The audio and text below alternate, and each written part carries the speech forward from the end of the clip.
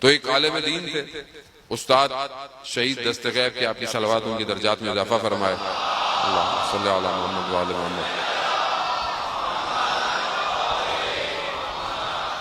استاد دست غیب، ان کی کتاب ہے، انہوں نے اس کو واقعے کو ایک عالم دین سے کوٹ کیا، بیان کرتے ہیں کہ وہ خود اور ان کے والد بھی عالم تھے، دنیا سے چلے گئے، انتقال ہو گیا، اپنے بیٹے کے خواب میں آئے تو بیٹے نے ان سے سوال پوچھا کہ یہ بتائیے کہ ادھر مرنے کے بعد عالم برزخ جو ہے وہاں پر عذاب کی نوعیت کیا ہے، عذاب کیسے ہوتا ہے؟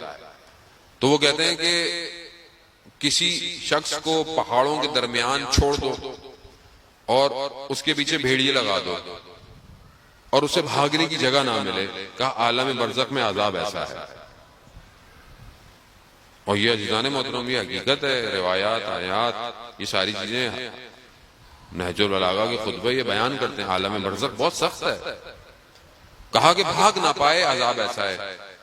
تو کہا دوسرا سوال میں نے پوچھا، کہا کہ یہ جو ہم فاتحہ پڑھتے ہیں، صلوات پڑھتے ہیں، نذر و نیاز جو بھی ہم کرتے ہیں مرحوم کے لیے، یہ اس کو وہاں کیسے پہنچتا ہے؟